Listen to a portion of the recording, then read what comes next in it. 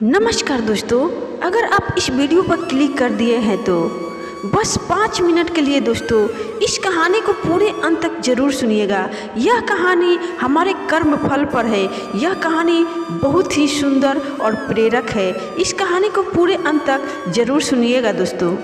कहानी शुरू करने से पहले दोस्तों मैं इस कहानी से जुड़ी एक अच्छी सी शायरी सुनाने जा रही हूँ। अगर आपको अच्छा लगे तो इस वीडियो को जरूर लाइक करिएगा दोस्तों। बन जाता है आज सुखद, कल भी सुंदर हो जाता है। अच्छे कर्मों के करने से ये मन ही मंदिर हो जाता है। एक समय की बात है दोस्तों, एक महात्मा अपने शिष्य के साथ घूमने के लिए निकले। महात्मा को इधर उधर की बातें करना बिल्कुल भी पसंद नहीं था।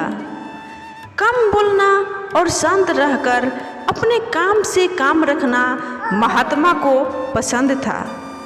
लेकिन उनका शिष्य बड़ा बातूनी था। वह सारा दिन इधर उधर की बातें ही किया करता था और दूसरों की बातें में उसे बहुत आनंद आता था।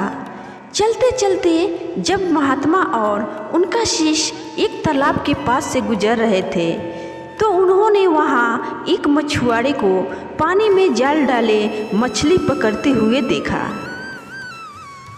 शिष्य को यह बात बहुत बुरी लगी और वह मछुआरे को अहिंसा परमो धर्म का उपदेश देने लगा। लेकिन मछुआरा उसकी कोई बात समझने को तैयार नहीं हुआ। पहले मछुआरा शिष्य की बातों को टालता रहा, लेकिन जब शिष्य उसकी बात नहीं माना तो दोनों के बीच में लड़ाई झगड़ा शुरू हो गया।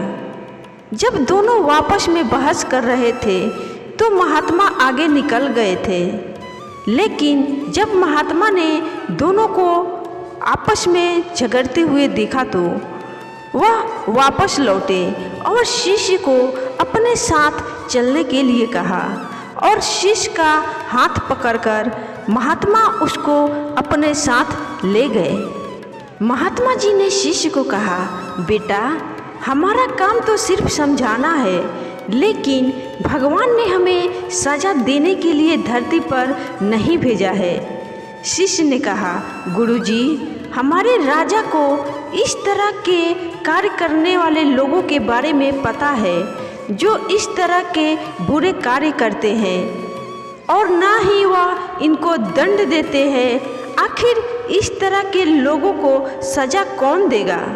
शिष्य की बात सुनकर महात्मा जी ने कहा कि बेटा तुम परेशान मत हो, इनको सजा देने वाली भी एक अलौकिक शक्ति इस दुनिया में है जो सब कुछ जानती है। भगवान की नज़र सबके ऊपर है और वह सबके कर्मों का हिसाब रखते हैं। इसलिए तुम अभी चलो, तुम्हारा उससे झगड़ा करने का कोई फायदा नहीं है। शिष्य गुरु जी की बात सुनकर संतुष्ट हो गया और उनके साथ चल दिया। इस बात को बीते हुए 2 वर्ष का समय निकल चुका था। एक दिन महात्मा और उनका शिष्य फिर उसी नदी के पास से गुजर रहे थे। शिष्य भी 2 साल पहले वाली मछुआरे वाली घटना भूल चुका था। वहाँ उन्होंने एक घायल सांप को देखा जो बहुत परेशानी में था। उस सांप को हजारों चींटियां नोच नोच कर खा रही थी। शिष्य ने यह दृश्य देखा तो उसका दिल करुणा से भर गया। उससे यह सब देखा नहीं गया। वह सांप को बचाने के लिए जाने ही लगा था कि महात्मा जी ने उसका हाथ पकड़ लिया और उसको जाने से मना कर दिया। शिष्य ने गुरु से पूछा, आप मुझे सांप को बचाने के लिए क्यों नहीं जाने दे रहे हैं? महात्मा जी ने कहा, इस सांप को अपने कर्मों का फल भोगने दो। अगर तुमने इसको बचाने की कोशिश की तो इस बेचारे को अगले जन्म में फिर यह दुख भोगना ही पड़ेगा, क्योंकि कर्म का फल सभी को भोगना ही पड़ता है।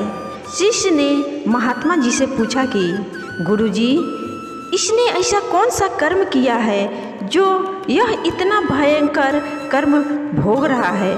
महात्मा जी ने कहा, यह वही मछुआरा है जिसको तुमने 2 साल पहले मछलियों का नाम मारने का उपदेश दिया था और वह तुम्हारे साथ लड़ने के लिए तैयार हो गया था।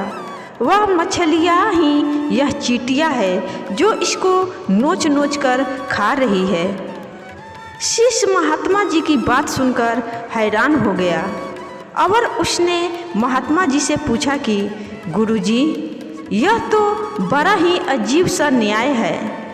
महात्मा जी ने कहा, बेटा, इस दुनिया में है स्वर्ग और नरक, सारे दृश्य मौजूद है। तुम्हें इस धरती पर हर जगह ईश्वर के न्याय के नमूने देखने को मिल सकते हैं। इसलिए अपने कर्म को हमेशा याद रखना चाहिए, क्योंकि सच यही है, जो हम करेंगे एक दिन हमें वही भोगना पड़ेगा। महात्मा जी ने कहा कि हमारे जीवन का हर पल बहुत ही कीमती है, इसलिए इस जीवन को बुरे कर्म करके बर्बाद मत करो। शिष्य को गुरु जी की बात समझ में आ गई। तो दोस्तों, इस कहानी की शिक्षा यह है कि यदि हम अपने जीवन में बहुत ज़्यादा अच्छे कर्म करते हैं तो उसी के फलस्वरूप भगवान हमारे साथ न्याय करेंगे।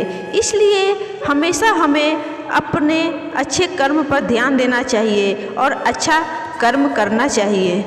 दोस्तों, अगर आपको मेरा यह कहानी अच्छा लगा हो तो कृपया करके इस वीडियो को लाइक ज़रूर करिएगा और अपने प्रिय दोस्तों में शेयर ज़रूर करिएगा। फिर मिलूंगी किसी और कहानी के साथ, तब तक के लिए आप सभी को बाय बाय, धन्यवाद।